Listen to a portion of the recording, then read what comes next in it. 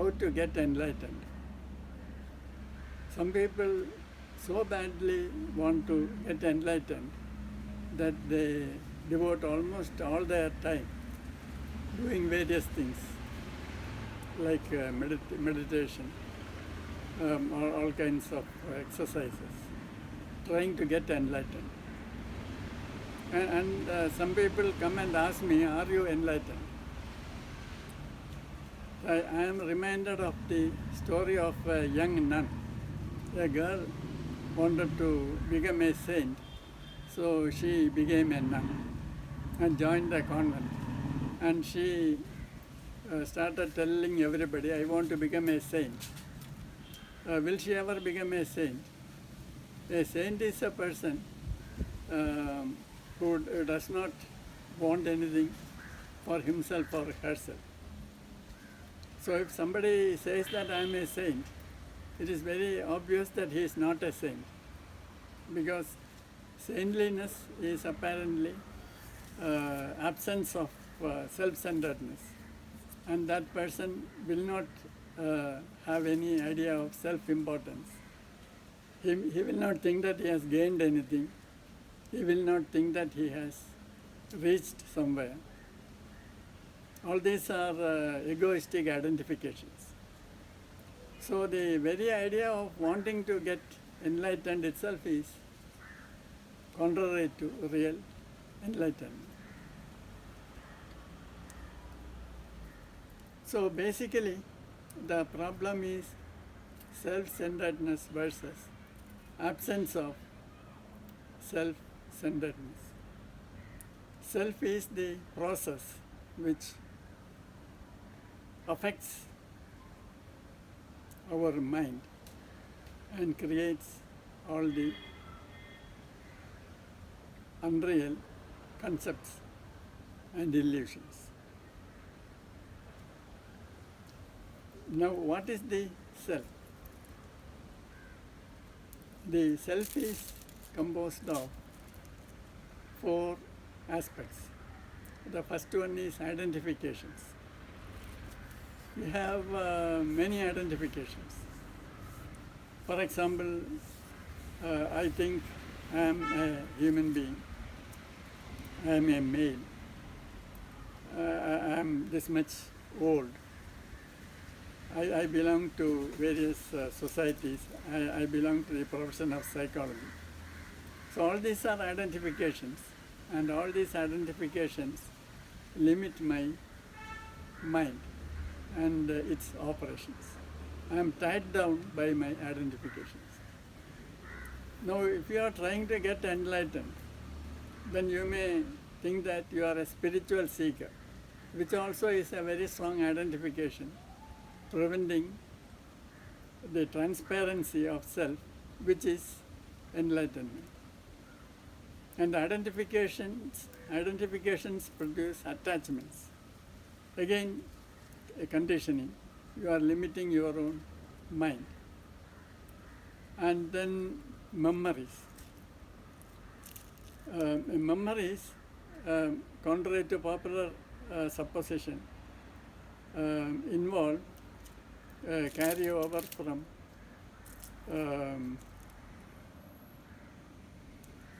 previous species even.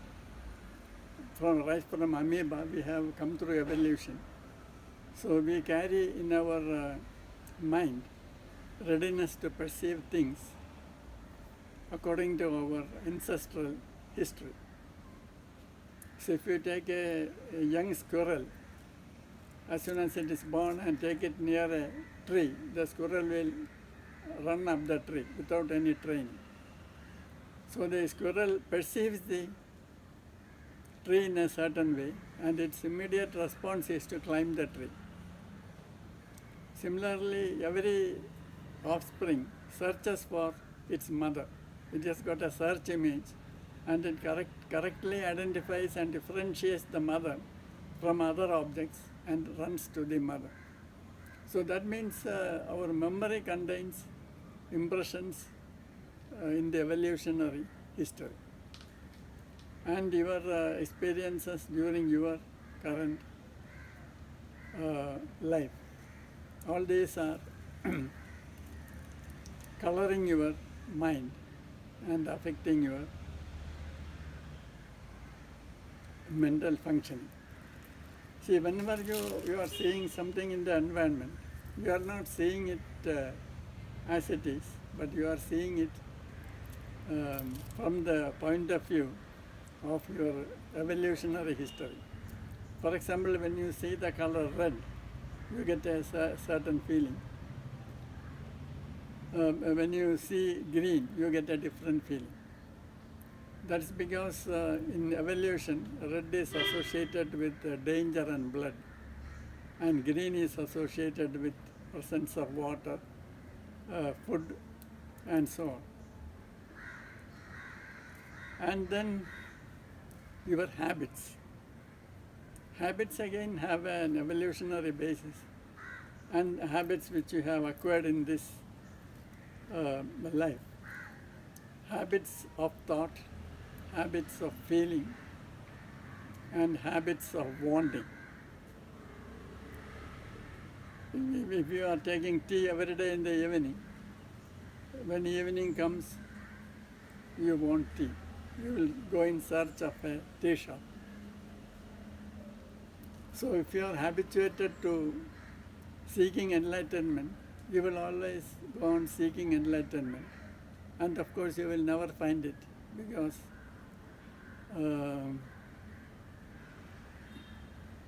you are expecting something which is not real. I mean the enlightenment as conceived by you. Real enlightenment cannot be a target. If you search, you will find. That is true. But that is a limited truth. The higher truth is, if you search, you will not find. And once you realize the higher truth, then you are enlightened. Because you will stop searching.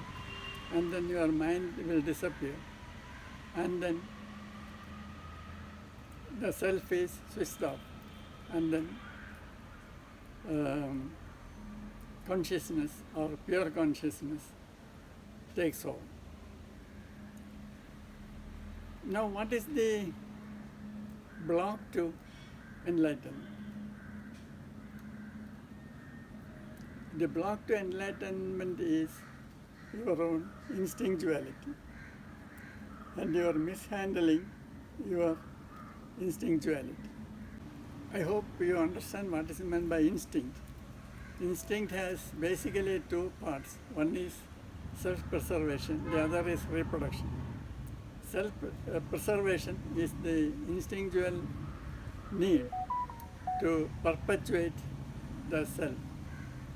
The particular, separate, limited social self is highly pleasurable because consciousness is beyond space and time. There is no excitement, there is no change.